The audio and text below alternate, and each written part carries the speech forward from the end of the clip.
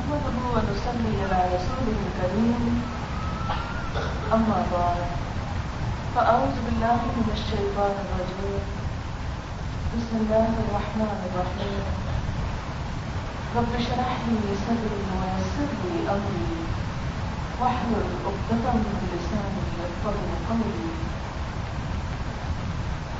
إن الحمد لله نحمده ونستعينه ونستغفره ونعوذ بالله من شرور أنفسنا ومن سيئات أعمالنا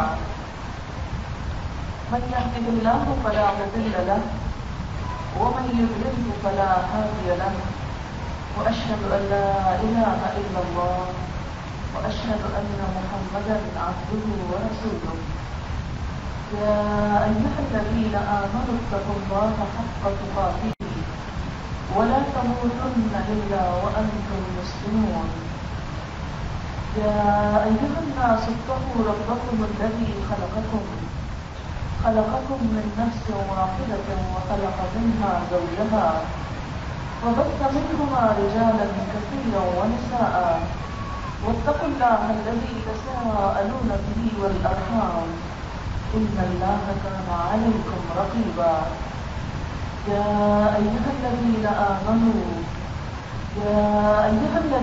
آمنوا اتقوا الله وقولوا قولا سديدا يصلح لكم أعمالكم ويغفر لكم ذنوبكم ومن يطع الله ورسوله فقد فاز فوزا عظيما. شروع اللہ کے نام سے جو بے انتہا مہربان نہایت رحم فرمانے والا ہے. شکر اور تعریف اللہ تعالیٰ کے لیے ہے. ہم اسی سے مدد چاہتے ہیں, اسی سے اپنے گناہوں کی معافی چاہتے ہیں. ہم اپنے نفس کی شرارتوں اور برائیوں کے مقابلے میں اپنے آپ کو اللہ کی پناہ میں دیتے ہیں. حقیقت یہ ہے کہ جس کو وہ سیدھی راہ چلائے اسے کوئی بھی بھٹکا نہیں سکتا, اور جس کو وہ گمراہ کر دے اسے کوئی سیدھے راستے پہ لا نہیں سکتا. اور میں گواہی دیتا ہوں کہ اللہ کے سوا کوئی معبود نہیں, اور یہ کہ محمد صلی اللہ علیہ وسلم اللہ کے بندے اور اس کے رسول ہیں. اے ایمان والو, ٹھیک ٹھیک اللہ کا تقوی اختیار کرو اور مرتے دم تک اس کی وفاداری اور اطاعت شاری پر قائم رہو. اے لوگوں, اپنے رب کے غضب سے بچو جس نے تمہیں ایک جان سے پیدا کیا اور اسی سے اس کا جوڑا بنایا, پھر ان دونوں سے بہت سے مرد اور عورتیں دنیا میں پھیلا دیے. اس پالنے والے اللہ کی ناراضگی سے بچتے رہنا جس کا نام لے کر تم ایک دوسرے سے اپنے حقوق مانگتے ہو, اور رشتے داروں کے بارے میں خاص طور پر اللہ سے ڈرو. یقین جانا وہ تمہاری نگرانی کر رہا ہے. اے ایمان والو, اللہ سے ڈرتے رہو اور نفی تلی مضبوط بات زبان سے نکالو تو اللہ تمہارے اعمال کی اصلاح کر دے گا اور گناہوں کو معافی کا پردہ ڈال دے گا. اور جو لوگ اللہ اور اس کے رسول کی اطاعت اور فرما برداری کریں گے وہ عظیم کامیابی سے سرفراز ہوں گے. معزز خواتین, آج کی یہ محفل, آج کا یہ پروگرام رخشندہ خلیل کی بیٹی نیل کی شادی کی تقریبات کے سلسلے میں ایک تقریب ہے. اس سلسلے کی گفتگو ہے. آج کی گفتگو میں اسی موضوع پر یعنی نکاح اور نکاح کے بعد ایک مرد اور عورت کی جو ذمہ داریاں ہوں ان پر اللہ تعالیٰ اور اس کے رسول صلی اللہ علیہ وسلم کے احکامات کیا ہیں, اس کی روشنی میں کچھ گفتگو کروں گی. اس وقت جو عبارت میں نے آپ کے سامنے پڑھی ہے وہ تحفہ نکاح کی عبارت ہے. ان الحمد للہ, بے شک تعریف اللہ کے لیے ہے, شکر اللہ کے لیے ہے. موقع شادی کا ہے, تعریف اللہ کی ہو رہی ہے, شکر اس کا ادا ہو رہا ہے. ہاں, اس لیے کہ بندہ مومن کی زندگی میں جو بھی خوشی آتی ہے وہ اللہ کے فضل سے آتی ہے. وہ اسے اپنا ذاتی کمال نہیں سمجھتا اور اس پر اسی کا شکر گزار ہوتا ہے. اور اللہ تعالیٰ کا وعدہ ہے کہ جو شخص شکر گزار ہوگا میں اس کے لیے نعمتوں میں اور اضافہ کروں گا. اگر دیکھا جائے تو انسان کی زندگی میں ہر لمحہ انسان کچھ نہ کچھ اللہ کی نعمت کو استعمال کر رہا ہوتا ہے. جب تک ہم سانس لے رہے ہیں ہم اس دنیا میں زندہ ہیں ہم اللہ کی نعمتوں کو استعمال کر رہے ہیں. اگر غور کریں تو ان میں سے بہت سی چیزیں جنہیں ہم استعمال کرتے ہیں ان کا احساس بھی نہیں رکھتے, ان کا شعور بھی نہیں رکھتے, ان کے بارے میں سوچتے بھی نہیں ہیں. ان کا حق ادا کرنا تو دور کا ان پہ کلمہ شکر تک ادا نہیں کرتے اور اس کی ضرورت بھی بسا اوقات نہیں سمجھتے. ایسا کرنا اللہ تعالیٰ کی عظمت, اس کی بڑائی اور اس کی ہستی میں کچھ بھی نقصان کا سبب نہیں ہے. لیکن یہ سب کچھ ہمارے حصے میں ہماری شخصیت پر اور ہماری ذات پر کس طرح کے اثرات رکھتا ہے ہم اس کے بارے میں خود اپنی زندگی کو غور کر سکتے ہیں. اگر ہم کسی کے ساتھ چھوٹا سا بھی احسان کرتے ہیں, تھوڑی سی بھلائی بھی کرتے ہیں, تو ہم چاہتے ہیں کہ ہمیں اس کا رسپانس شکریہ کی صورت میں تو ملے اور کچھ نہیں تو رویے اور زبان کی حد تک تو دوسرا شخص شکر گزار ہو. ہم جیسے شکر گزاریوں کی توقع رکھنے والے ہیں جب اپنا معاملہ آتا ہے تو بھول جاتے ہیں. اسی لیے تو یاد دہانی کرائی جاتی ہے. قرآن پاک کی ابتدا بھی الحمدللہ ہی سے ہوتی ہے. جتنے بھی اہم مواقع ہیں ان پر خطبوں کی ابتدا بھی الحمدللہ سے کہ اللہ کا شکر ہے. بندہ مومن نعمتیں پا کر نعمت دینے والے کو یاد کرتا ہے اور اس طرح شکر ادا کرنے والا اپنے رب کی نگاہوں میں ایک بہترین مقام پاتا ہے. ان الحمد للہ نحمدہ, ہم اسی کی حمد و ثنا کرتے ہیں. ونستعینہ, اور ہم اسی سے مدد چاہتے ہیں. اپنی تمام تر تیاریوں اور ساری کوششوں کے باوجود مدد صرف اللہ کی, بھروسہ اسی پر کہ جو بھی خیر اور بھلائی مجھے آئندہ ملنے والی ہے وہ اسی کی طرف سے آئے گی. میری تمام ضروریات کا پورا کرنے والا وہی ہے. اس موقع اور اس مرحلے پر بھی والدین کے دل میں, دوسرے رشتے داروں کے دل میں اور خود اس جوڑے کے دل میں جو شادی کے بندھن میں بن رہا ہو کیسے کیسے اندیشے نہیں ہوتے. لیکن جب ایک بندہ مومن یہ کہہ دیتا ہے نستعینہ, ان سارے معاملات میں ہم اسی کی مدد چاہتے ہیں, اسی کی مدد کے طلبگار ہیں, تو گویا یہ اپنے رب پر ایک بھروسے اور اعتماد کا اظہار ہے. ونستغفرہ, اور ہم اس سے معافی بھی مانگتے ہیں کہ وہ تو ہمارے ساتھ عنایتیں ہی عنایتیں کرتا ہے. اس نے تو ہمارے لیے نعمتوں کے انبار لگا دیے, ظاہری بھی اور چھپی ہوئی بھی, وہ بھی جو ہم دیکھتے ہیں اور وہ بھی جنہیں ہم نے آج تک دیکھا بھی نہیں, لیکن ہم اس سے فائدہ اٹھا رہے ہیں. ہاں, ان سب نعمتوں کو پا کر ہمارا رویہ اس کے ساتھ کیسا ہے, اطاعت کا, فرمانبرداری کا یا کچھ اور. اور خاص طور پر شادی کا موقع, اس موقع پر بھی ہم سب جانتے ہیں کہ عموماً ناراضگی کے جتنے بھی کام ہوتے ہیں وہ عام روزمرہ زندگی کے سے زیادہ اسی موقع پر ہوتے ہیں. وہ ہمیں خوشی دیتا ہے اور ہم اسی کو ناراض کرتے ہیں.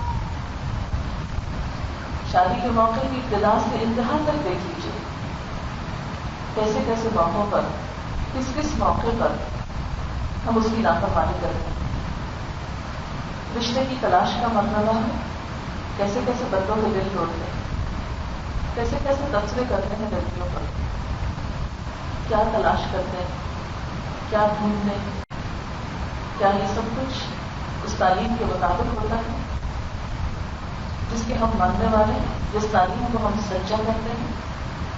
نہیں، ہم قرآن کو مانتے ہیں، ہم مانتے ہیں کہ اللہ کے رسول محمد صلی اللہ علیہ وسلم کا ان کی تعلیمات سچ ہے، لیکن جب عمل کی باری آتی ہے، جب بات اپنے پر آتی ہے تو یاد رکھنے کی زحمت نہیں کرتے، اور بعض اوقات تو ہمیں پتہ بھی نہیں ہوتا کہ اس خاص موقع کی مناسبت سے ہمیں کہا کیا گیا ہے، ہمیں بتایا کیا گیا ہے، رشتے کا مرحلہ طے ہو جائے اور شادی کے دن قریب ہو تو جو کچھ آج اسلامی جمہوریہ پاکستان میں ہم مسلمان کلمہ لا الہ الا اللہ پڑھنے والے جن جن رسموں کو کر گزرتے ہیں، ان میں سے کون کون سی چیزیں واقعی ان تعلیمات کے مطابق ہیں جن کو ہم سچا کرتے ہیں؟ شادی سے پہلے کئی کئی دن تک اسلام اور نمائش کی جو مجلسیں ہوتی ہیں وہ کس حد تک اللہ کو خوش کرنے والی ہے، ہم کیوں نہیں سوچتے؟ ہم سب پڑھتے ہیں، ہم میں سے کون ہے جو یہ نہیں جانتا کہ ریاکاری اور دکھاوا ناپسندیدہ صفات میں سے ہے، لیکن جتنی ریاکاری، جتنا دکھاوا، جتنی نمود و نمائش شادی کے موقع پر ہوگی شاید بھی زندگی کے کسی اور موقع پر ہو۔ اسلام فضول خرچی، اپنی حیثیت سے بڑھ کے خرچ کرنا، جو شیطانی اوصاف میں سے قرآن پاک میں اللہ تعالیٰ فرماتے ہیں ان المبذرین کانوا اخوان الشیاطین، فضول خرچی کرنے والے تو شیطان کے بھائی ہیں، لیکن ہم ان موقع پر جس طرح بے دریغ پیسہ لڑاتے ہیں ہم سب جانتے ہیں۔ جس رب نے ہمیں یہ خوشی کا موقع دیا، آخر ہم اسی موقع پر آپے سے باہر کیوں ہو جاتے ہیں؟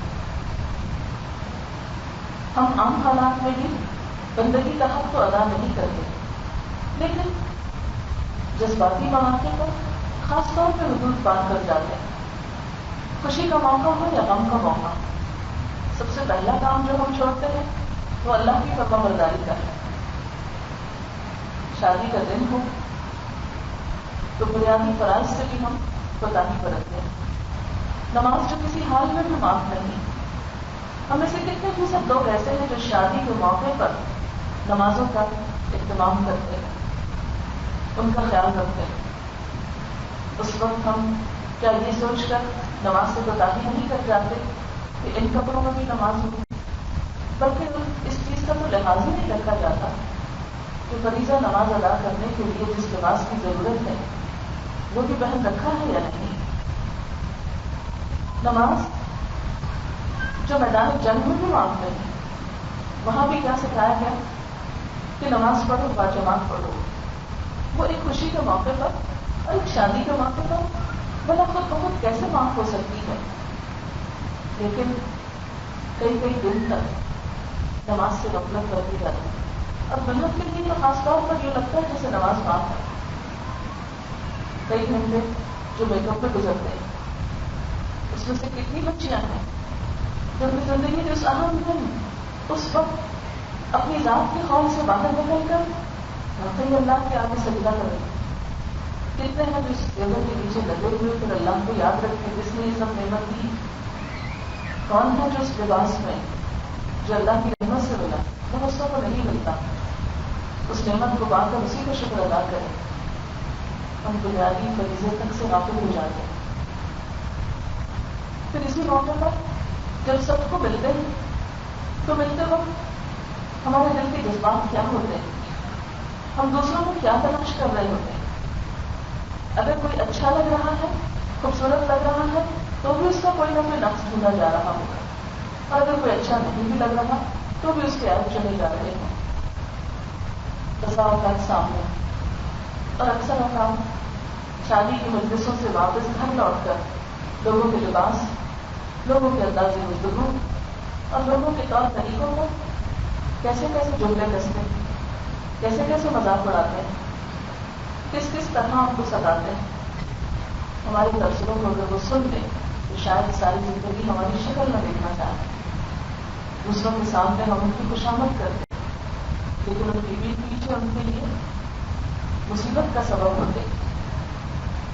یہ سب کچھ کسی مسلمان زندگی کی نمائندگی نہیں کرتا، لیکن ہم پھر بھی خود کو مسلمان ہی کہتے ہیں. ہمارے رویے، ہمارے طور طریقے، ان سب پر ہمیں خود ہی نظر ثانی کرنا ہوگا. ہمیں خود ہی دیکھنا ہوگا کہ ہم کر کیا رہے ہیں. اس لیے اللہ نے ہم کو شعور دیا، عقل دی، اور اس کا امتحان ہوگا اس عقل کو اچھے اور برے کی فرق پہچان میں کتنا استعمال کیا. پھر آپ دیکھیں کہ بہت دفعہ شادی کے موقع پر جو ناراضگیوں کی ابتدا ہوتی ہے وہ اس لیے کہ ہمیں ٹھیک سے پوچھا نہیں، ہماری قدر افزائی نہیں ہوئی. ساری زندگی لڑکیوں کو صرف اس بات کا تانا ملتا رہتا ہے کہ جب بارات گئی تھی تو انہیں ایسا کھانا، ایسا کپڑا، ایسی جگہ اور ایسا ویلکم نہیں ملا جو ان کے حسب حال ہو. ساری زندگی تانے دیے جاتے ہیں. مومن کی عزت خواہ وہ بیوی ہو، خواہ وہ بہن بھائی ہو، خواہ وہ سسرال ہو یا بیٹے والے ہو، سب کی عزت ہے، سب کا احترام لازم ہے. لیکن ہم بھول جاتے ہیں کہ نبی صلی اللہ علیہ وسلم نے حج کے موقع پر لوگوں سے پوچھا کہ لوگوں تم جانتے ہو یہ دن کون سا ہے، یہ جگہ کون سی، یہ مہینہ کون سا ہے. سب نے کہا کہ حرمت والا دن، حرمت والا مہینہ، حرمت والی جگہ. آپ نے فرمایا کیا تم جانتے ہو کہ ایک مسلمان کی عزت اس دن، اس جگہ، اس مہینے سے بھی بڑھتا ہے اللہ کے ہاں. ہم حرم پاک کی تو بہت عزت کرتے ہیں، کسی طرف پاؤں نہ ہو. ہم حج کے دنوں کی تو بہت عزت کرتے ہیں، حاجیوں کی بڑی عزت اور توقیر کرتے ہیں. لیکن مومن کی عزت آخر اس کا لحاظ کیوں نہیں رکھتے؟ جب ہم کسی کے بارے میں بھی گفتگو کرتے ہیں تو ہم کیوں نہیں سوچتے کہ ہم سے اس کے بارے میں پوچھا جائے گا؟ ہم اپنی زبان کے استعمال میں احتیاط کیوں نہیں برتتے؟ اور زبان ہی کی یہ احتیاطی ہوتی ہے کہ جو ہماری شادی یعنی خوشی کے موقعوں کو رنج کے موقعوں میں بدل دیتی. دلوں میں وہ داغ لے کر بسا اوقات لوٹتے ہیں لوگ کہ جو ساری زندگی منتقل نہیں ہوتے. لہٰذا نستغفرہ، ہم اس سے بخشش چاہتے ہیں.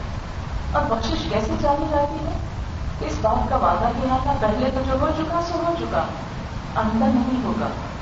ہم ہر اس غلط کام سے بچیں گے جس سے تو نے ہمیں منع کیا، خواہ وہ ہماری شادی کا دن ہو یا غمی کا دن ہو. یہ کہہ کر کہ آج بھی یہ ہوگا، آج تو شادی کا دن ہے، اور آج بھی یہ ہوگا، آج تو غم کا دن ہے، آج کا نماز پڑھتا ہے، آج کا ملاپ کرتا ہے. نہیں، ہمیں کیا کہا گیا ہے کہ ہم تو ہر حال میں ہر جگہ اس کی اطاعت کرنے والے ہیں. وَنَعُوذُ بِاللَّهِ مِن شُرُورِ أَنفُسِنَا، اور ہم اللہ کی پناہ آتے ہیں، اللہ کی پناہ چاہتے ہیں اپنے نفس کے شر سے بچنے کے لیے. نفس کا شر کیا ہے؟ نفس کا سب سے بدترین شر یہ ہے کہ انسان خود پرستی میں مبتلا ہے، صرف خود کو اچھا سمجھے اور باقی ہر ایک میں اس کو عیب نظر آتے. اپنے آپ کو پاک دامن سمجھے، بے گناہ اور بے قصور سمجھے، اور باقی غلطیاں سب دوسروں کی. نفس کی قرآن پاک میں 3 قسمیں بتائی گئی، جس میں ایک نفس امارہ ہے جو انسان کو برے کام کرنے کا حکم دیتا ہے. یہی نفس امارہ انسان کے لیے زندگی میں مشکلات کا سبب ہے اور آخرت میں اس کے انجام میں پریشانیوں کا سبب ہے، عذاب کا سبب ہے. انسان کے نفس کا شر جس سے پیغمبروں نے بھی پناہ مانگی. نبی صلی اللہ علیہ وسلم کی دعاؤں میں سے یہ دعا ہے، اللہم انی اعوذ بک من شر نفسی، اے اللہ میں تیری پناہ چاہتا ہوں اپنے نفس کے شر سے بچنے کے لیے. آپ نے ہم سب کو سکھائی. ایک اور جگہ پر فرمایا ولا تکلنی الی نفسی طرفۃ عین، مجھے میرے نفس کے حوالے ایک لمحے کے لیے نہ کرنا. حضرت یوسف علیہ السلام نے کہا تھا وما ابرئ نفسی، ان النفس لأمارۃ بالسوء، میں اپنے نفس کو بڑی ظلمہ قرار نہیں دیتا، کیونکہ وہ تو برائیوں کا حکم دیتا ہی ہے۔ میں خود کو نیک نہیں سمجھتا، میں خود کو پاک نہیں کہتا، اس لیے کہ انسان ہوں۔ لیکن ہم دیکھتے ہیں کہ ازدواجی زندگی میں جتنی بھی تلخیاں ہوتی ہیں ان کی تہ میں نفس کی کار فرمائی ہوتی ہے، نفس کی انا اور میں ہوتی ہے کہ میں ایسا، میرا خاندان ایسا، میرا فلاں اور فلاں ایسا، اور دوسروں کے اندر صرف نفس ہی نفس دیکھنا۔ مثلا آپ دیکھیے ایک لڑکی آتی ہے شادی ہو کر، نہیں ابھی اس کو گھر کے نئے طور طریقے نہیں پتا، لیکن اس کی چھوٹی چھوٹی کمی کو تاکنے پر دلوں میں گاٹھیں ڈال دی جاتی ہیں، دلوں میں گرج رکھ دیا جاتا ہے اور اس کے ساتھ رویہ خراب کر دیا جاتا ہے۔ اگر انسان اپنے نفس کی پیروی اور نفس پرستی چھوڑ کر دوسرے کے لیے دل کھلا کرے، معاف کرنے والا ہو، تو بہت سی چیزیں خود بخود ختم ہو جائیں۔ اسی طرح جب ایک لڑکی نئے گھر میں آتی ہے اور وہ خود کو بڑی چیز سمجھتی رہے اور انا کا شکار ہو اور کسی چیز میں کمپرومائز کرنے کو، کوآپریٹ کرنے کو تیار نہ ہو اور صرف پچھلے گھر کے ہی گیت گاتی رہے، تو ہو نہیں سکتا کہ ایک اچھی زندگی کی ابتدا ہو۔ آج کل ہمارے معاشرے میں بہت سی مشکلات اس لیے ہیں کہ ہم ایسی انا کا شکار ہو گئے کہ جس میں کسی دوسرے کو کچھ بھی رعایت دینے کے لیے تیار نہیں۔ اس لیے اس موقع پر کیا تلقین کی گئی، کیا یاد دہانی کرائی گئی؟ وَنَعُوذُ بِاللَّهِ مِنْ شُرُورِ أَنفُسِنَا وَمِنْ سَيِّئَاتِ أَعْمَالِنَا، اور اپنے اعمال کی برائیوں سے ہم اپنے آپ کو اللہ کی پناہ میں دیتے ہیں۔ اعمال کی برائی کیا ہے؟ یہ ایسے ہی ہے کہ جیسے گندم بو کر جو کی توقع رکھنا۔ ہم اگر ایک غلط کام کرتے ہیں تو اس کا انجام اچھا نہیں ہو سکتا۔ ایک غلط بات کا نتیجہ اچھا کسی صورت میں نہیں ہو سکتا۔ گندم بوئیں گے تو گندم ہی کاٹیں گے، جو بوئیں گے تو جو کاٹیں گے۔ ایک شخص جھوٹ بولتا ہے اور وہ یہ سمجھے کہ میرے نامہ اعمال میں سچائی بھی کی گئی ہے، تو یہ نہیں ہو سکتا۔ اگر ہم نے کسی کو گالی دی ہے تو وہ نامہ اعمال میں گالی ہی لکھی جائے گی، وہ کلمہ طیبہ نہیں لکھا جائے گا۔ اگر ہم نے کسی کو الزام لگایا ہے تو نامہ اعمال میں الزام ہی کے نام سے اس کی انٹری ہوگی، کچھ اور نہیں ہوگا۔ لیکن افسوس کہ ہم سب یہ جانتے ہوئے کہ ہمارے منہ سے نکلا ہوا ایک ایک لفظ لکھا جا رہا اور اس کا ہمیں جواب دینا ہے، حساب دینا ہے، اس کے باوجود ہم دیکھتے ہیں کہ ہمارے خاندانی تعلقات میں عام طور پر کس قدر الزام تراشیں، جھوٹے الزامات اور ایک دوسرے کے ساتھ زیادتی اور ایک دوسرے کے ساتھ جو رویے رکھے جاتے ہیں، ان سب کو ہم دیکھ رہے ہیں کہ ان کا نتیجہ ہماری دنیا میں بھی کیا نکل رہا ہے۔ گھروں کے اندر جو بے سکونی، بسا اوقات صرف ایک شخص کی بدزبانی کی وجہ سے ساری نعمتیں حرام ہو کے رہ جاتی ہیں۔ اچھا گھر بھی ہے، اچھا کھانا بھی ہے، اچھا لباس بھی ہے، لیکن ایک چیز نہیں ہے اور وہ ہے اچھا اخلاق نہیں ہے۔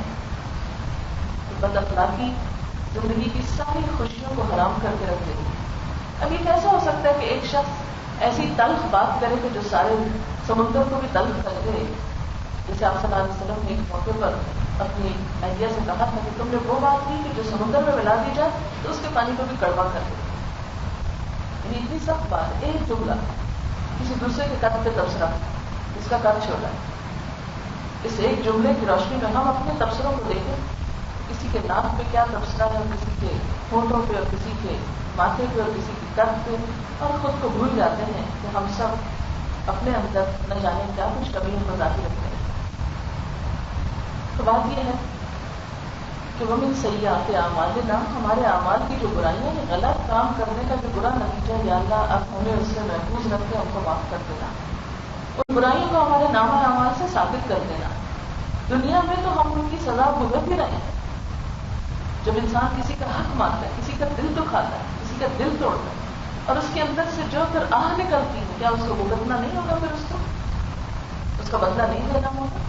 اگرچہ بدلے کا دن آخرت ہے، لیکن بہت سی چیزیں ایسی ہیں کہ جن کا بدلہ انسان کو دنیا میں بھی ملتا ہے۔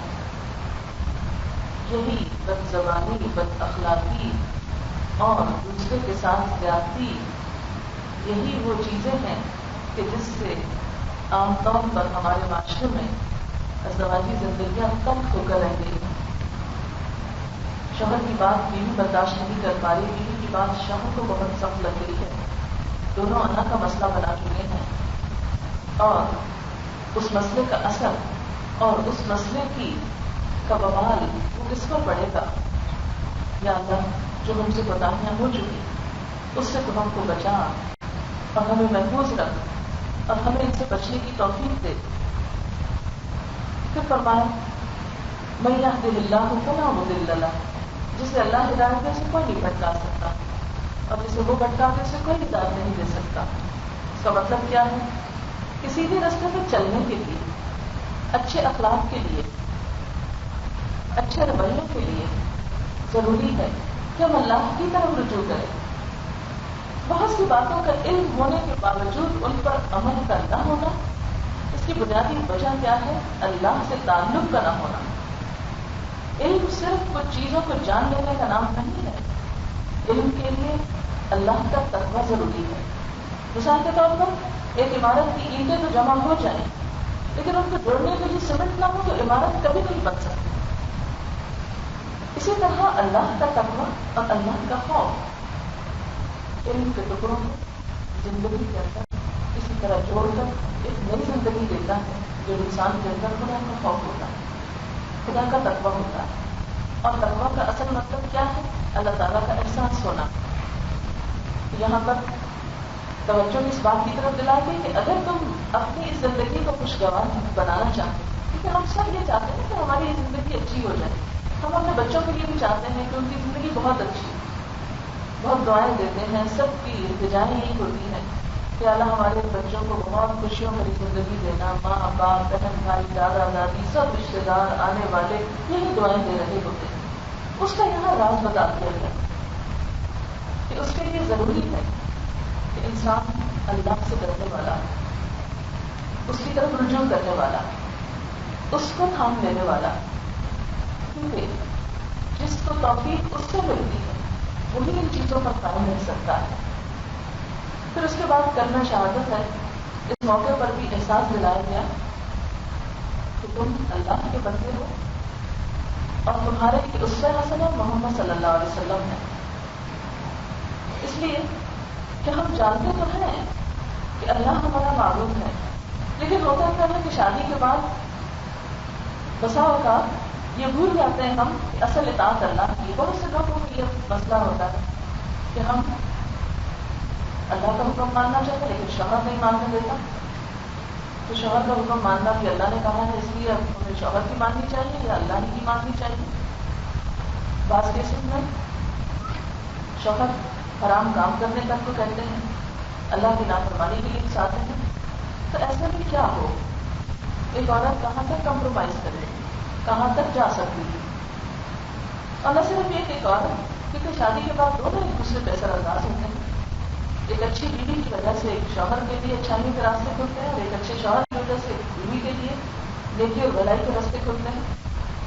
اگر یہ دونوں ایک دوسرے کے ساتھ تعاون کریں تو بہرحال اس تعاون کی بنیاد کیا ہے کہ اپنے سامنے اپنے رب کو الہ ہونا رکھو, دونوں کے لیے اس کی کام لازم ہے, اور اپنی زندگی محمد صلی اللہ علیہ وسلم کے طریقے کے مطابق کر لو. پھر اس کے بعد 3 آیات ہیں اس خطبے میں, اور تینوں میں 4 دفعہ اللہ کے تقوی کی بات کی گئی. ہم سمجھتے ہیں کہ شادی کی خوشیوں کا انحصار شاید زیادہ مہر پر ہے, بہت زیادہ مہر لکھا گیا لاکھوں میں, تو اب لڑکی کے مستقبل کو کوئی خطرہ نہیں, وہ بہت کامیاب اور خوشحال زندگی بسر کر سکتی ہے. یا یہ کہ لڑکی بہت جہیز لے کر آ رہی ہے, یا یہ کہ گھر بہت اچھا ہے, یا شوہر کی جاب بہت اچھی ہے, تو خوشیاں ہی خوشیاں ہوں گی. عموماً ہمارے یہاں خوشیوں کا دار و مدار یا خوشیوں کا انحصار یا خوشیوں کی بنیاد مال و دولت اور ظاہری چکا چوند کو سمجھا جاتا ہے, جبکہ اسلام کی نظر میں ازدواجی زندگی کی خوشیاں تقویٰ کی بنیاد پر ہیں. جس دل میں جتنا خدا کا خوف ہوگا, جتنا اللہ کا تقویٰ ہوگا, جتنا اس کا گہرا احساس ہوگا, اتنا ہی وہ خوشحال گھرانا ہوگا. اللہ کا تقویٰ کا مطلب کیا ہے کہ انسان اللہ سے ڈر کر کوئی غلط زبان سے بات نہ، کوئی بات زبان سے ایسی نہ نکالے کہ جو اللہ کو پسند نہ آئے، کوئی ایسا کام نہ کرے کہ جو اس کو پسند نہ آئے، اور خاص طور پر باہم تعلقات میں۔ اب دیکھیے کہ جس تعلق کے بنیاد اللہ کے در پر ہوگی تو کوئی کسی کو زیادتی نہیں کرے گا، اور انسان ہونے کے ناطے اگر تھوڑی بہت کمی کوتاہی ہو بھی گئی تو پلٹنے میں، رجوع کرنے میں، ایک دوسرے سے معافی مانگنے میں، ایک دوسرے کا ساتھ دینے میں، ایک دوسرے کا خیال رکھنے میں دیر نہیں لگے گی۔ لیکن اگر یہ نہ ہو تو باقی چیزیں انسانوں کے لیے کچھ زیادہ خوشیاں لا نہیں سکتی۔ فرمایا تقویٰ کرو کتنا حق تقاتی، جتنا تقویٰ کرنا چاہیے، جتنا کر سکتے ہو، یہ کوئی لمٹ نہیں بتائی کہ بس اتنا کر کے تو چھوڑ دو، نہیں کرتے رہو، اتنا کرو کہ حق ادا ہو جائے۔ ولا تموتن الا وانتم مسلمون، اور تم نہ مرنا مگر اس حال میں کہ تم مسلمان ہو، یعنی موت تک، آخر دم تک تمہاری خوشحالی اور خوشحال زندگی اس دنیا کی اور آخرت کی، اس کی بنیاد اللہ کا احساس ہے۔ تقویٰ کو عام طور پر جب ہم ڈیفائن کرتے ہیں تو ہم سمجھتے ہیں کہ شاید یہ بہت بڑی ٹرم ہے، حالانکہ بنیادی طور پر تقویٰ کیا ہے کہ انسان کا کسی کے سامنے بیٹھا ہو یا کہیں تنہائی میں بیٹھا ہو، کسی مجلس میں ہو، کسی دکان میں ہو، کسی بازار میں ہو، کسی کلب میں ہو، سفر میں ہو، کہیں پر بھی ہو، صرف خدا سے ڈرتا ہو اور اس کے ڈر سے کوئی غلط کام نہ کرتا ہو۔ بسا اوقات انسان انسانوں کے سامنے تو بہت بااخلاق بنتے، لیکن گھر میں آ کے بیوی کے ساتھ انتہائی بدتمیزی کا رویہ اختیار کرتے، کہ کچھ پہچان نہیں سکتا کہ یہ ایک ہی انسان کو دو روپ ہے، کہ باہر کچھ اور اندر کچھ، لیکن جس کے اندر خدا کا تقویٰ ہوگا پھر وہ ایسا نہیں کر سکتا۔ وہ لوگوں کے ساتھ بھی اچھا ہے اور گھر والوں کے ساتھ بھی، اور گھر والوں کے ساتھ اچھا کیوں نہ ہو؟ نبی صلی اللہ علیہ وسلم نے فرمایا خیرکم خیرکم لأہلی وأنا خیرکم لأہلی، تم میں سب سے اچھا وہ ہے جو اپنے گھر والوں کے لیے اچھا ہے، اور میں تم میں سب سے زیادہ اپنے گھر والوں کے لیے، اپنی بیویوں کے لیے اچھا ہے۔ تو وہ انسان کے اخلاق کا معیار جو ہے وہ باہر سے نہیں، اس کے گھر سے دیکھا جائے گا۔ اسی طرح بسا اوقات انسان انسانوں کے سامنے یا کچھ انسانوں کے سامنے انتہائی شرافت کا ثبوت دیتے، لیکن جو ہی تنہائی میں موقع ملے شرافت کی ساری حدود پار کر جاتے ہیں، حلال اور حرام کی تمیز بڑھ جاتی ہے۔ اس لیے شوہر اور بیوی کے درمیان بہترین اعتماد کی فضا تقویٰ ہی کی وجہ سے ہو سکتی ہے۔ اس لیے کیا فرمانا کہ تم مرتے دم تک اس حال پر قائم رہنا، اسی میں تمہاری دنیا اور آخرت کی نجات ہے۔ پھر اس کے بعد فرمایا اے لوگوں اپنے رب سے ڈرو جس نے تمہیں ایک جان سے پیدا کیا، یہ تم سب کی ایک اصل ایک ہی ہے، خواہ مرد ہو یا عورت، دونوں کی انسان ہو۔ انسانیت کے رشتے میں دونوں کا درجہ برابر کا ہے۔ فوقیت اور فضیلت اس کی ہے پھر جس کا مقام اللہ کی نگاہ میں زیادہ ہے، جس کے اندر تقویٰ زیادہ ہے، جیسے کہ سورۃ الحجرات میں فرمایا ان اکرمکم عند اللہ اتقاکم، تم میں اللہ کے نزدیک سب سے زیادہ عزت والا تو وہ ہے جو تقویٰ والا ہے۔ پھر فرمایا کہ ایک جان سے اس کا جوڑا بنایا، مرد اور عورت دونوں، اور پھر ان سے بہت سے انسان دنیا میں پھیلا دیے۔ اسی رب سے ڈرو جس کا نام لے کر تم ایک دوسرے سے اپنے حق مانگتے ہو، اور رشتے داروں کے بارے میں خاص طور پر خدا سے ڈرو۔ یہاں رشتے داریوں کا پاس رکھنے کو کہا گیا کیونکہ عام طور پر اگر شادی کے بعد تعلقات خراب ہوں اور شادی بھی رشتے داروں میں ہو تو آپ نے دیکھا ہوگا کہ بہن بھائی تک، خون کے رشتے تک ایک دوسرے سے ہمیشہ بھی کٹ جاتے ہیں۔ اور دوسری بات یہ ہے کہ تعلق ہمارے یہاں عموماً بیٹے اور سسرال میں فرق کے ساتھ رکھا جاتا ہے۔ قدرت کی بات ہے جنہوں نے جنم دیا، جنہوں نے خیال رکھا، ان کے لیے ایک اور طرح کی جذبات ہوگی، سسرال کے ساتھ وہ نہیں ہو سکتے، ایک فرق تو رہے گا ہمیشہ۔ لیکن اس کے باوجود ایک لڑکی کے لیے خاص طور پر اگلا گھر جو ہے شادی کے بعد دراصل اس کا گھر ہے، اور وہاں کی رشتے داریاں اس کی رشتے داریاں ہیں، ان کو عزت اور احترام دینا، ان کا خیال رکھنا اور اس معاملے میں خدا کا خوف رکھنا، یہ تعلقات کو درست رکھنے کی ضمانت ہے۔ اب دیکھیے کہ عموماً جھگڑے اور فساد کیوں ہوتے ہیں؟ مثلا لین دین کا معاملہ عموماً خاندانوں میں لین دین عورت کے ذریعے ہوتا ہے۔ اب جہاں پر ایک عورت اپنے والدین کو دینے کے معاملے میں، اپنے بیٹے والوں کے ساتھ معاملہ کرنے کے معاملے میں زیادہ بہتر رویہ رکھے اور سسرال والوں کے ساتھ وہ رویہ نہ رکھے، اگلے انسان کو جہاں چھوڑ دے تو آپ دیکھیں کہ تعلقات لازمی خراب ہو۔ مثلا شادی بیاہ کے موقع پر یا کسی بھی خوشی کے موقع پر جو لین دین ہوتا ہے اس میں میرے اور سسرال کا فرق صرف اس لیے کہ شوہر نے کہا دیکھا اس کو نہیں پتا چلا، حالانکہ مال اس کا تھا، اس کے مال میں سے کیا جا رہا ہے، لیکن اگر اس وقت حق ادا نہ ہوا، خدا کے خوف کے ساتھ یہ فرق کو مٹایا گیا، تو ہی تعلقات اچھے ہو سکتے، تبھی اعتماد کی فضا ہو سکتی، ورنہ جب بیماریاں دلوں میں جب آ جائے کسی بھی طرح تعلق درست نہیں رہ سکتے۔ پھر فرمایا ان اللہ کان علیکم رقیبا، بے شک اللہ تم پر نگران ہے، وہ دیکھ رہا ہے، کوئی نہ دیکھ رہا ہو، شوہر نہ دیکھ رہا ہو کہ ایک بیوی کیا کر رہی ہے، کس کو کیا دے رہی ہے، اس کے مال میں سے کس کو کہاں کیا فراہم کر رہی ہے، اس کی اجازت سے یا بغیر اجازت کے کہاں کس طرح کس کے ساتھ کیا معاملہ کر رہی ہے، یا اس کے ساتھ یعنی جھوٹی بات کر کے یا غلط بیانی کر کے اس کو بظاہر سیٹسفائی کرنے کی کوشش کر رہی ہے، تو ہو سکتا ہے کہ اس ہیر پھیر سے وقتی طور پر کسی کو مطمئن کیا جا سکتا ہو، لیکن انسان کے نامہ اعمال میں اس سے کوئی خیر نہیں آ سکتی۔ پھر فرمایا اے لوگوں جو ایمان لائے وہ اللہ سے ڈرو اور سیدھی بات کیا کرو۔ یہاں قول و قولا سدیدا کی بات ہوئی، سیدھی بات سے مراد کیا ہے کہ شادی کے بعد اور شادی سے پہلے کے جو تعلقات ہیں دو خاندانوں کے درمیان جو استوار ہو رہے ہیں ان میں غلط بیانی سے کام نہیں لینا چاہیے۔ آپ دیکھیں کہ عام طور پر جو رشتہ طے پانے لگتا ہے تو ہمارے یہاں ایک عام رواج ہے کہ بہت سے فیکٹس چھپا لیے جاتے ہیں، بعض اوقات عمر کے بارے میں جھوٹ بولا جاتا ہے، بعض اوقات لڑکے کی جاب کے بارے میں، تنخواہ کے بارے میں، گھر کے بارے میں، پراپرٹی کے بارے میں کیسی کیسے غلط بیانی کر کے دوسرے کو پھانسا جاتا ہے۔ اس وقت انسان بھول جاتا ہے کہ یہ ایک ایسا رشتہ قائم ہو رہا ہے کہ جس کے بعد کوئی چیز چھپائی نہیں جا سکتی، یہ جھوٹ کب تک لپ سکتا ہے۔ تو جس رشتے کی بنیاد ہی جھوٹ پر ہو رہی ہے، جس تعلق کی ابتدا ہی ایک خرابی کے اوپر ہو رہی ہے، اس تعلق میں خیر اور برکت کہاں سے آ سکتی ہے؟ اس لیے وقتی طور پر ڈر اور اندیشہ کیا ہوتا ہے کہ اگر سچی بات دوسرے کو پتہ چل گئی تو شادی نہیں ہو سکتی، پھر یہ رشتہ چھوٹ جائے گا اور آپ کو پہلے بہت پریشان ہے اچھے رشتے کے لیے، اس لیے پھانس لو دوسروں تو یہ جو دوسروں کو پھانسنے کی بات ہے تو آپ نے دیکھا ہوگا ایسے پھانسنے والے پھر زیادہ دن تک ان تعلقات کو نبھا نہیں سکتے۔ اس لیے ابتدا میں ہی یہ شادی کا ایک سوشل کانٹریکٹ ہے، اس کانٹریکٹ میں دو طرفہ درست اور صاف معاملہ ہونا چاہیے۔ کلوا قولا سدیدا، سیدھی بات کرو، درست بات کرو، انصاف والی کرو، سچائی والی کرو۔ اس کا نتیجہ کیا ہوگا؟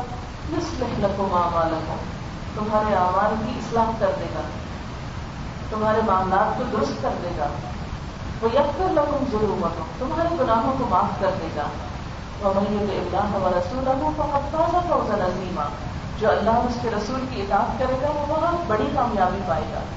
اللہ اور رسول کی اطاعت کس میں؟ اپنے فرائض کو نبھانے میں، اپنی ذمہ داریوں کو پورا کرنے میں اور دوسرے کے حقوق ادا کرنے میں۔ اب دیکھیے جیسے میں نے پہلے عرض کیا کہ یہ سوشل کانٹریکٹ ہے، معاہدہ ہے، شادی کا معاہدہ ہے دو فریق کے درمیان، جس پر اللہ اور بندوں کو گواہ بنایا جاتا ہے کس بات پر کہ ہم دونوں مل کر ایک نیا خاندان بنا رہے ہیں، دونوں آپس میں ایک دوسرے کے ساتھ بہترین زندگی کی ابتدا کریں گے اور ایک دوسرے کے حقوق ادا کریں گے، اپنے اپنے فرائض کو پورا کریں گے۔ لیکن حقیقت یہ ہے کہ ہم میں سے بہت سے شادی شدہ جوڑوں کو خود اور یعنی نئے شادی شدہ جوڑوں کو کیا پرانوں کو بھی بسا اوقات نہیں پتا ہوتا کہ ان کے فرائض کیا ہیں، شوہر کی ذمہ داریاں کیا ہیں، بیوی کے فرائض کیا ہیں، دوسرے کے حقوق کیا ہیں۔ اور ہم سب جانتے ہیں کہ اللہ تعالیٰ اپنے حقوق کی کمی بیشی کو معاف کر دے، لیکن بندوں کے حقوق میں کمی معاف نہیں ہوتی۔ ہم اس کو کتنا بھی اوائڈ کریں، کتنا بھی انکار کریں، کتنا بھی خود کو جسٹیفائی کریں، لیکن اگر ہم دوسرے کے ساتھ زیادتی کر رہے ہیں، دوسرے کو اس کا حق نہیں دے رہے، ہم اپنی چند زبانی کے ذریعے دنیا کو کتنا ہی مطمئن کر دیں کہ ہم میں کوئی خامی نہیں، ہم میں کوئی غلطی نہیں، سارا قصور دوسرے طریق کا۔ اب دیکھیں نا جب ایک گھر میں جھگڑا ہوتا ہے میاں بیوی کے درمیان تو ہر ایک دوسرے کو بلیم کر رہا ہوتا ہے، اس کی زیادتی، اس کا میں نے یوں کہا، وہ کہتا ہے اس نے یوں کیا تھا، ایک دوسرے کو بلیم کرتے کرتے اس آگ کو مزید بھڑکاتے چلے جاتے ہیں، لیکن کوئی بھی اپنی غلطی مان کر اصلاح کرنے کو تیار نہیں ہوتا۔ اس رویے کا نتیجہ کیا ہوتا ہے کہ زندگی تنگ ہو کر رہ جاتی ہے اور حاصل کچھ بھی نہیں ہوتا۔ اس لیے بہتر یہ ہے کہ جاننے کے باوجود بار بار اپنی ذمہ داریوں کو دیکھتے رہیں کہ کہ اللہ نے ہم سے کیا پوچھنا، کیونکہ یہ ذمہ داریاں اس نے ڈالی، یہ فرائض اس کی طرف سے. اگر اس میں کوتاہی کی، دوسرا فریق چپ بھی ہے، صبر بھی کر رہا ہے، نہیں پوچھ رہا، لیکن جب اس کے پاس واپسی ہوگی تو ضرور پوچھا جائے گا. پھر ہم میں سے ہر ایک کو دیکھنا چاہیے کہ وہ اپنے حصے کی ذمہ داری کتنی پوری کر رہا ہے. سب سے پہلے شوہر کی ذمہ داریاں، سب سے پہلی بات جو کی گئی وہ کیا ہے؟ وَعَاشِرُوهُنَّ بِالْمَعْرُوفِ، عورتوں کے ساتھ بھلے طریقے سے زندگی بسر کرو، اچھے طریقے سے زندگی بسر کرو، بے وجہ ان کو ستاؤ مت، ان کو پریشان نہ کرو، ان کو تنگ نہ کرو. اگرچہ نکاح جو ہے ایک قید کی طرح ہے، جب ایک شادی ہو جاتی ہے ایک عورت کی تو ساری زندگی کے لیے وہ اس گھر میں ایک طرح سے قید ہو جاتی ہے. اب اسے اس گھر کے طور طریقوں اور اس کے مطابق رہنا ہے، لیکن اس کا یہ مطلب نہیں ہے کہ یہ کوئی ایسا قید خانہ ہے کہ جس میں دوسرے انسان کی کوئی آزادی نہیں، کوئی رائے نہیں، کوئی سوچ سمجھ نہیں، کوئی مرضی نہیں. وہ تو آپ دیکھتے ہیں کہ ایک لڑکی جو دوسرے گھر میں آتی ہے اور آہستہ آہستہ وہ اپنے ذمہ داریاں نبھانے لگتی ہے تو ہر چیز اس کی مرضی کے مطابق ہو جاتی ہے، اللہ ماشاء اللہ کچھ کیسز میں.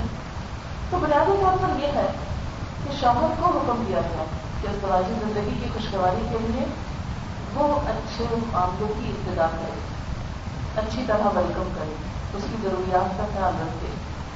اور ضروریات کا خیال رکھنے میں سب سے بنیادی بات یہ کہ بہن کی ادائیگی ہو، اس کے بعد اس کے نام لڑکی کا پورا اہتمام ہو. شوہر کی ذمہ داریوں میں سے ہے کہ وہ بیوی کے کھانا پینا، لباس، رہائش، خوراک اور ان تمام چیزوں کا خیال رکھے جن چیزوں کے لیے وہ اپنی ذات اور اپنے بچوں کے لیے خیال رکھتا ہے. پھر شوہر کے فرائض میں سے ہے کہ وہ بیوی کے ساتھ خوش گمان رہے، تعلق کی بنیاد اچھے گمان پر کرو، کیونکہ جس طرح کا گمان ہو ویسے ہی انسان کے اعمال ہوتے ہیں. انسان جو کچھ سوچتا ہے وہی بولتا ہے، جو بولتا ہے وہی کرتا ہے، اور جو کرتا ہے وہی گزرتا ہے، وہی کچھ دوسروں کے ساتھ پھر اس کا معاملہ ہونے لگتا ہے. اس لیے گمان تو بیج ہے پودے کے لیے، جیسے ایک بیج کی حیثیت ہوتی ہے، اسی طرح کسی بھی انسان کے ساتھ تعلق کی بنیاد ایک گمان پر ہوتی ہے.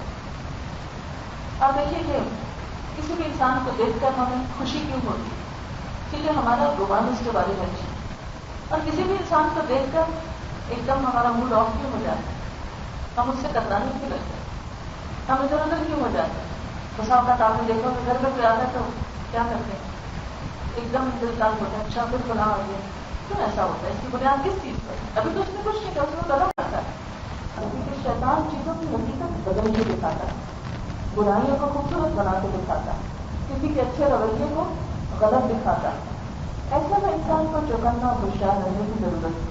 اگر انسان شیطان کی بات پر، شیطان کے وسوسے سے متاثر ہو جاتا ہے اور تعلق خراب کر لیتا ہے اور دوسرے کو معاف نہیں کر سکتا تو یہ چیز خود انسان کے حد سے نقصان دہ ہوتی ہے.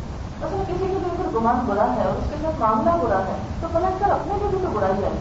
اسی لیے صبح شام قل اعوذ برب الناس پڑھنے کے لیے کہا گیا، اور اس میں اللہ تعالیٰ کیا فرماتے ہیں؟ من شر الوسواس الخناس الذی یوسوس فی صدور الناس من الجنۃ والناس. یہ جو شیطان ہے انسانوں کی شکل میں بھی ہے اور جنوں کی شکل میں بھی، جن کا کام کیا ہے پلٹ پلٹ کر آ کر وسوسے ڈالنا. کیا ہے بیوی سے بدگمان عموماً کیوں ہوتا ہے؟ بتا ہوتا خاندان کے دوسرے لوگ ایسی باتیں کانوں میں ڈالتے رہتے ہیں کہ جس سے شوہر کا دل بیوی کی طرف سے ناراض ہو جاتا ہے. اب تک تو ایسی باتوں کو سننا ہی منع ہے، اور اگر سن لے تو پھر اس کو دل میں جگہ دینا اپنے ہی لیے نقصان دہ اور اپنے ہی اوپر ضرور ہے. ایسی چیزوں پر نہ تو توجہ دینی چاہیے، اور اگر کوئی چیز دل میں آ بھی جائے تو اس کی تعمیل کر کے معاف کر دینا چاہیے. قرآن پاک میں اللہ تعالیٰ فرماتے ہیں ان کرے تو وہ ہونا، اگر تمہیں ناپسند بھی ہو تو ان سے کراہت بھی کر دے گی. اتنی بدگمانی کر گئی کہ اب پسندیدگی تو ختم ہو گئی، ساری محبت تو حد سے اڑ گئی، اب تو نفرت نے جنم لے لیا. تو بھی کیا فرمایا کہ تعلق کو ختم نہ کرو تو اصل ان تکرہ شیئا ویجعل اللہ فیہ خیرا کثیرا. ہو سکتا ہے ایک چیز کو تم بہت ناپسند کرو اور اللہ تعالیٰ اسی میں تمہاری بہت بڑی بھلائی کرتے ہیں. لہٰذا یہ تعلق شادی کا جو تعلق قائم ہوتا ہے اسے چھوٹی چھوٹی غلط فہمیوں اور بدگمانیوں کی بنا کر ختم نہیں ہونا چاہیے، تلخ نہیں ہونا چاہیے. معلوم نہیں کہ اس اسی کے اندر سے کوئی اور بھلائی اور خوشی اور نعمت اللہ تعالیٰ نصیب کر دیتا ہے۔ نبی صلی اللہ علیہ وسلم نے فرمایا کوئی مومن اپنی مومنہ بیوی سے نفرت نہ کرے، اگر بیوی کی کوئی عادت اس کو پسند نہیں تو ہو سکتا ہے کہ دوسری عادت اس کو پسند آ جائے۔ تو ہمیشہ انسان دو میں سے ایک یعنی ناپسند اور پسند میں سے دوسرے کی اچھی عادتوں پسندیدہ عادتوں پر نظر رکھے۔ قرآن پاک میں ایک اصول بتایا گیا کہ ان الحسنات یذہبن السیئات، بھلائیاں برائیوں سے لے جاتی۔ جب انسان کی نگاہ میں دوسرے کے لیے خیر پیدا ہوتا ہے، بھلائی پیدا ہوتی ہے، تو اس سے دوسرے کی کمزوری اور کوتاہی کو معاف کرنے کا جذبہ پیدا ہوتا ہے۔ یاد رکھیے کہ ہر انسان انسان ہے، انسان فرشتہ نہیں۔ یہ نہیں ہو سکتا کہ بیوی کوئی فرشتہ کی شکل میں آئی ہو، کیونکہ اگر وہ فرشتہ ہوگی تو شاید تمہارے کام کی نہ ہوتی۔ وہ ہے انسان، اور انسان ہوتے ہوئے اس سے کوتاہیاں اور غلطیاں تو ہوگی، لیکن ان کا علاج نفرت نہیں، بدگمانی نہیں، اس کا علاج معاف کرنا ہے۔ دوسری چیز جو سکھائی گئی وہ ہے عفو درگزر، معاف کرنا۔ یہ گمان آ گیا، دل مہنگا ہو گیا، اب کیا کرو؟ معاف کر دو۔ اب کا مطلب ہوتا ہے مٹا دینا، اور ایسا مٹانا کہ نشان بھی باقی نہ رہے۔ قرآن پاک میں اللہ تعالیٰ فرماتے ہیں یا ایھا الذین آمنوا ان من ازواجکم واولادکم عدوا لکم فاحذروہم وان تعفوا وتصفحوا وتغفروا فان اللہ غفور رحیم۔ اے ایمان والو، تمہاری بال بیویاں اور بچے تمہارے دشمن ہیں، ان سے محتاط رہو، اور اگر تم معاف کر دو، درگزر کرو، چشم پوشی سے کام لو، تو یاد رکھو کہ اللہ بھی بہت رحم کرنے والا، معاف کرنے والا ہے۔ اس سے کیا پتہ چلتا ہے کہ اللہ تعالیٰ نے وارن کر دیا کہ ایسا ہوگا۔ بسا اوقات تمہاری غلط فہمی اور بدگمانی حقیقت بھی ہو سکتی ہے، ان کی طرف سے زیادتی بھی ہو سکتی ہے، وہ زیادتی دشمنی کی حد تک بھی ہو سکتی ہے، لیکن پھر بھی حل کیا ہے؟ معاف کر دو، درگزر کرو، چشم پوشی کرو، بھول جاؤ، اسی کا خیر اور بھلائی ہے۔ چھوٹی چھوٹی باتوں کو انتہائی رویوں کو ختم نہ کرو۔ پھر فرمایا اچھا اخلاق کر دو۔ کامل ایمان والے مومن وہ ہیں جو اپنے اخلاق میں سب سے اچھے ہیں۔ یعنی ایمان کی پیمائش کہاں سے ہوگی کہ کس کا ایمان کتنا ہے، ایمان کا لیول کتنا ہے۔ یہ نہیں دیکھا جائے گا وہ کتنی لمبی نماز پڑھتا ہے، یہ نہیں دیکھا جائے گا اس نے آج قرآن کی تلاوت کتنی کی، یہ دیکھا جائے گا کہ اس کا دوسرے انسانوں کے ساتھ رویہ کتنا، اس میں صبر اور حوصلہ کتنا، ان کے لیے برداشت کتنی، ان کے لیے خیرخواہی کتنی۔ جو فرمایا کہ کامل ایمان والے مومن وہ ہیں جن کے اخلاق اچھے ہیں، یعنی ایمان ان کا مکمل ہے جن کا اخلاق اچھا ہے۔ اور خاص طور پر سب سے اچھے اخلاق کے لوگ وہ ہیں جو اپنی بیویوں کے حق میں سب سے اچھے ہیں۔ کیونکہ عموماً انسان باہر والوں سے تو وقتی طور پر کچھ اخلاقی برت آتا ہے، لیکن جس کے ساتھ روز معاملہ، جس کے ساتھ روز کا تعلق، وہاں اچھا اخلاق رکھنا یہی انسان کی اصل ویلیو اور اصل قیمت واضح کرتا ہے۔ حضرت عائشہ فرماتی تھی میں نبی صلی اللہ علیہ وسلم کے گڑیوں سے کھیلا کرتی تھی اور میری سہیلیاں بھی میرے ساتھ کھیلتی۔ جب نبی صلی اللہ علیہ وسلم تشریف لاتے تو سب ادھر ادھر چھپ جاتے، آپ ڈھونڈ ڈھونڈ کر ایک ایک کو میرے پاس بھیجتے تاکہ وہ میرے ساتھ کھیلیں۔ کہ آج کے دور میں کسی دیندار شخص کا ایسا اخلاق ملتا ہے کہ وہ اپنی بیوی کو اپنی سہیلیوں کے ساتھ کھیلنے کی بھی اجازت دے کیا کر لیں، اور اگر وہ نہ کھیلیں تو انہیں ڈھونڈ ڈھونڈ کر کے آج کے لوگ عورت کے فطری جذبات کا کتنا خیال رکھا گیا۔ لیکن ہمارے یہاں دینداری کا مطلب کیا ہے کہ ہر وقت خاص قسم کا خوف تعلیم رکھنے، دہشت کا ماحول رکھنا، گھر میں داخل ہوتے ہی سب کا سانس ٹوٹ جانا، ایک آواز کو بلند نہ ہونا، یہ دینداری نہیں ہے۔ نبی صلی اللہ علیہ وسلم کا گھرانہ ایسا ڈالی اور ایسا بے حس گھرانہ نہیں تھا۔ آپ حضرت عائشہ فرماتے ہیں کہ آپ گھر میں ہوتے، ہنسی مذاق کر رہے ہوتے، گھر والوں کے ساتھ بہت اچھی گپ شپ ہو رہی ہوتی ہے، جب اذان کا وقت ہوتا تو آپ سے اجنبی ہو جاتے۔ ہاں جب عبادت ہے تو عبادت، لیکن ہر وقت اس عبادت کا ایسا خوف اور ایسی دہشت ہو کہ انسانوں کے ساتھ تعلقات ہی بگڑ کر رکھے، اور ایسا خوش مزاج ہو جائے کہ ہم تہجد گزار ہیں، اس لیے کسی کے اخلاق سے باہر نہ ہو۔ ایک بار حضرت صفیہ رضی اللہ تعالیٰ عنہ کا اونٹ بیٹھ گیا اور وہ پیچھے رہ گئے۔ آپ نے دیکھا تو وہ رو رہے تھے، آپ رک گئے اور اپنے دست مبارک سے چادر کا پلو لے کر ان کے آنسو پوچھے۔ ظاہر دوسروں کے سامنے پوچھے تو اسی لیے دوسروں نے دیکھ کے رپورٹ کیا، لیکن ہمارے یہاں اگر کسی کو کوئی تکلیف بھی ہو، بڑی سے بڑی آفت کیا ہے تو شوہر دوستوں کے سامنے سنبھال تک نہیں پوچھتا، یہ حیا کے منافق سمجھا جاتا ہے، یہ نیکی اور دینداری کے خلاف سمجھا جاتا ہے۔ حالانکہ کسی کے ساتھ احسان کا، اچھائی کا بہترین معاملہ کرنا اور کہیں پر بھی کرنا یہ اللہ کے مدنی بچے ہے۔ اسی طرح اس کی ضروریات کو پورا رکھنا، اس کی اتنی تلقین کی گئی اور اس طرح تفصیل کی گئی کہ آپ صلی اللہ علیہ وسلم نے فرمایا ایک دینار وہ ہے جو تم نے خدا کی راہ میں خرچ کیا، ایک وہ جو تم نے کسی غلام کو آزاد کرنے میں خرچ کیا، ایک وہ جو تم نے کسی فقیر کو صدقے میں دیا، ایک وہ جو تم نے گھر والوں میں خرچ کیا۔ ان میں سب سے زیادہ اجر و ثواب اس دینار کا ہے جو تم نے اپنے گھر والوں کو خرچ کیا۔ یہ ہم سمجھتے ہیں کہ فقیر کو دینے کا ثواب زیادہ اور بیوی کی ضرورت پوری کرنا کیا ضروری ہے، نہیں، کیونکہ بیوی بچوں کو خرچ کرنا فرائض میں سے ہے اور فرائض کی ادائیگی کا اجر نوافل ادا کرنے سے ہمیشہ زیادہ ہوتا ہے۔ اسی طرح بیوی بچوں کی دینی تعلیم و تربیت کا اہتمام یہ بھی شوہر کی ذمہ داری ہے۔ قرآن پاک میں اللہ تعالیٰ فرماتے ہیں یا ایھا الذین آمنوا قوا انفسکم واہلیکم نارا، اے لوگوں جو ایمان لائے ہو اپنے آپ کو اور اپنے گھر والوں کو آگ سے بچاؤ، آگ سے بچاؤ۔ یعنی بیوی کو صرف دنیا کی راحتیں نہیں، آخرت کی راحتیں بھی فراہم کرو، اس طرح اس کی دینی تعلیم اور تربیت کا اہتمام کرتے۔ قرآن پاک میں نبی صلی اللہ علیہ وسلم کے ذریعے مومنوں کو ہدایت کی گئی وَأْمُرْ أَهْلَكَ بِالصَّلَاةِ وَاصْطَبِرْ عَلَيْهَا، اپنے گھر والوں کو نماز کی تاکید کرو اور خود بھی اس کے پابند رہو۔ نبی صلی اللہ علیہ وسلم نے فرمایا جب کوئی مرد رات میں اپنی بیوی کو جگاتا ہے، وہ دونوں مل کر 2 رکعت نماز پڑھتے ہیں تو شوہر کا نام ذکر کرنے والوں میں اور بیوی کا نام ذکر کرنے والوں میں لکھ دیا جائے۔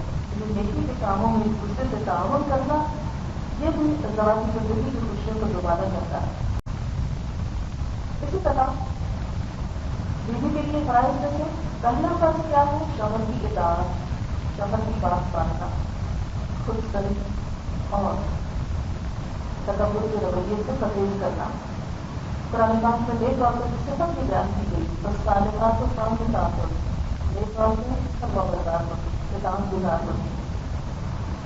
اپنی آبرو اور عصمت اور عزت کی حفاظت کرنا یہ بھی عورت کی ذمہ داریوں میں سے کیونکہ شادی شدہ زندگی میں، ازواجی زندگی میں جو اصل خوشی ہے اور خوبصورتی ہے وہ وہاں اعتماد کی، کوئی ایسا کام، ایسی حرکت جس سے وہاں اعتماد کو دیکھ پہنچے سب خوشیوں کو غلط کر دیتا ہے۔ عورت کے معاملے میں اس کی حیثیت کچھ زیادہ نہ تھی، اس لیے احتیاط کی زیادہ ضروری ہے۔ جہاں شوہر کے دل میں بیوی کی طرف سے کوئی شک، کوئی شبہ، کوئی غلط فہمی ہے وہاں سب کا سب معاملہ بگڑ سکتا ہے۔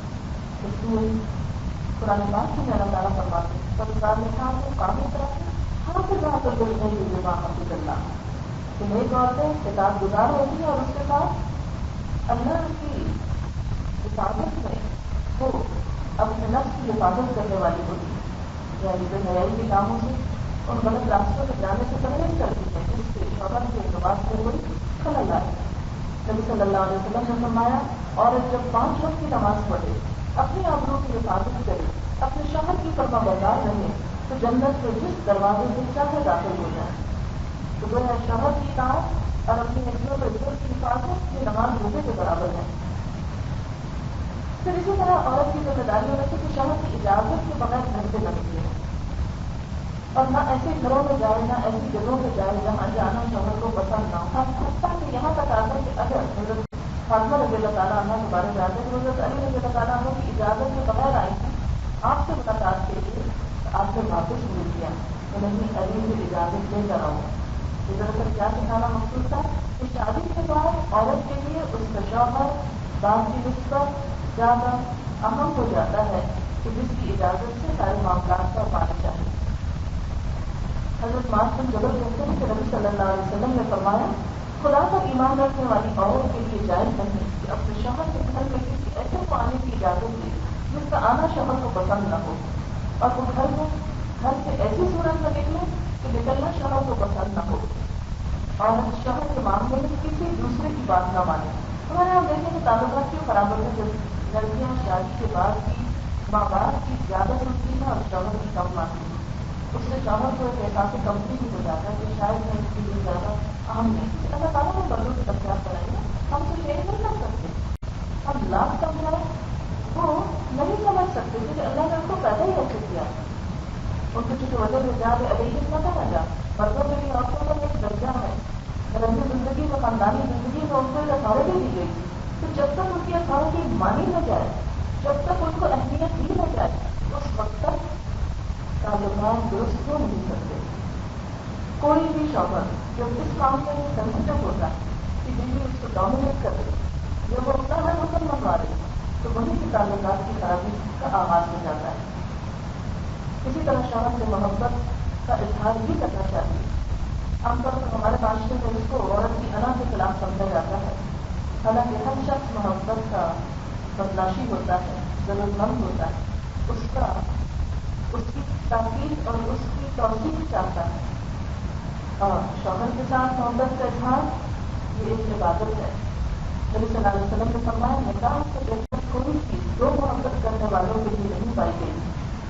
حضرت صفیہ کو حضور صلی اللہ علیہ وسلم سے انتہائی محبت کی. جب آپ بیمار ہوئے تو انتہائی حسرت سے کہنے لگے کاش آپ کی وجہ میں بیمار ہوتی.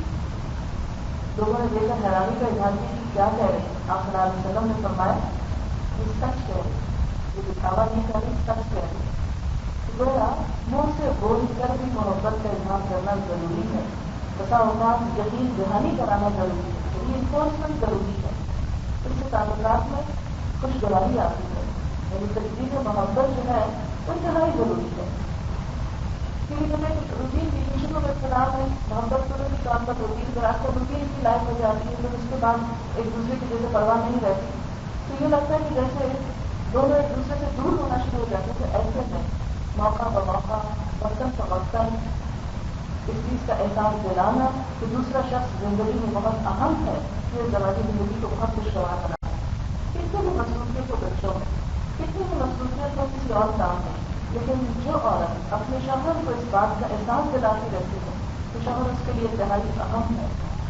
اس گھرانے میں خیر ہی خیر رہتی ہے. یہ جہاں اطاعت ضروری ہے, اپنی حفاظت ضروری ہے, وہاں محبت کا اظہار بھی ضروری ہے. شوہر کے احسان کا ذکر کرنا بھی ضروری ہے, اور ناشکری کرنا, شکوے کرنا محبت کم کر دیتا ہے, تعلقات کو برباد کر دیتا ہے.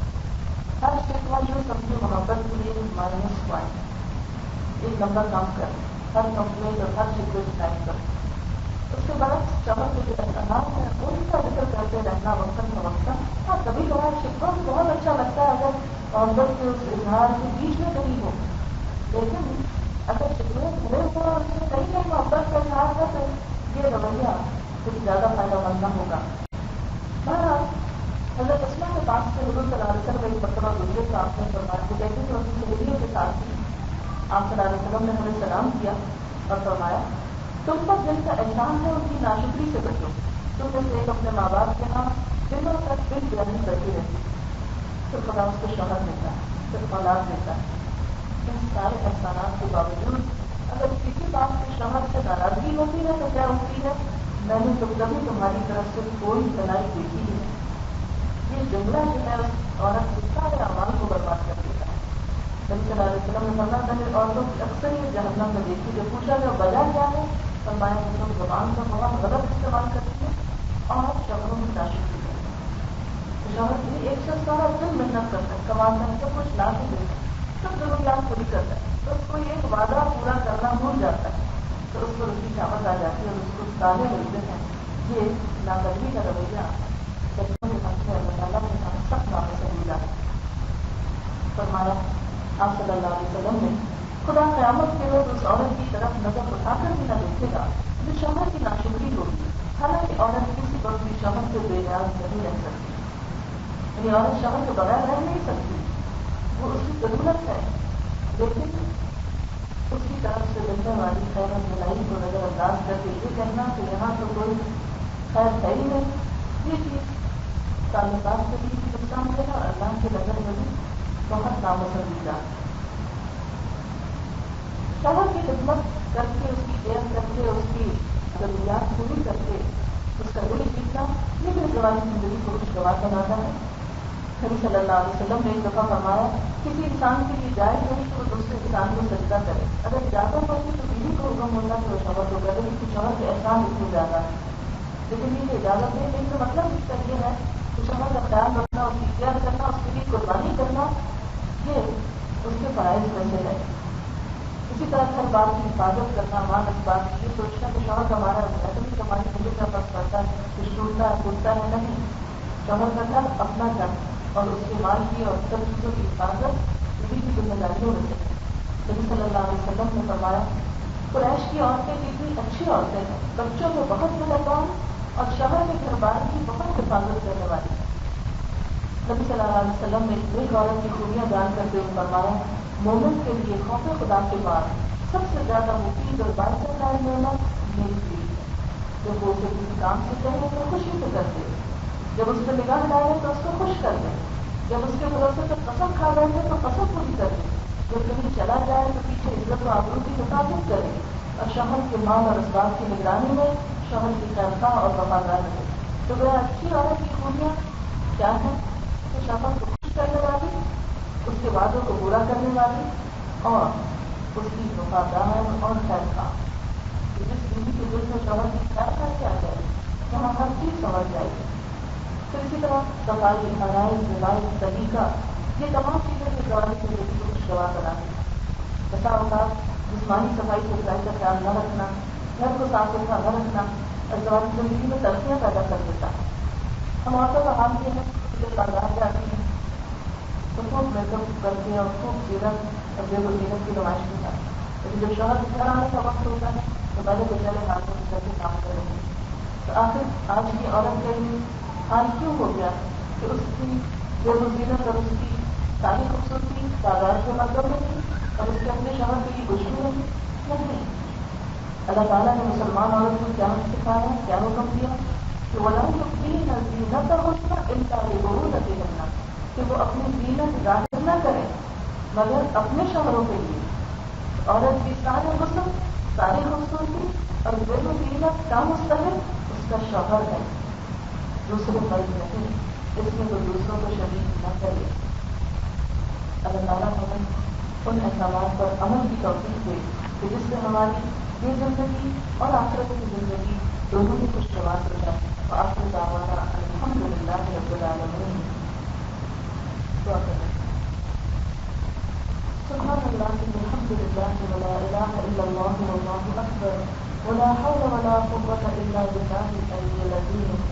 اللهم صل على محمد وعلى آل محمد كما صليت على إبراهيم وعلى آل إبراهيم إنك حميد مجيد.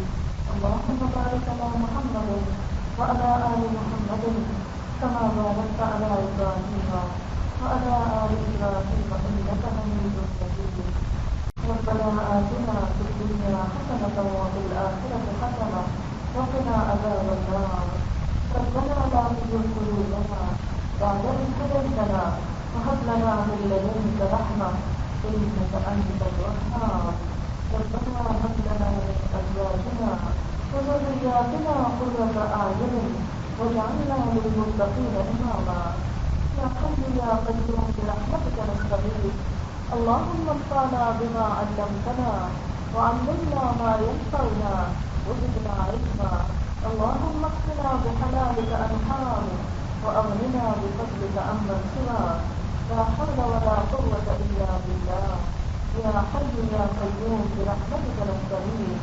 اللهم إنا نعوذ بك من جهل البلاء ودرك الشقاء وسوء القضاء وشماتة الأعداء.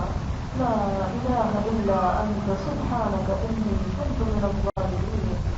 يا رب العالمين يا أرحم الراحمين. ہم سب تیری رحمت کی فریاد کرتے ہیں.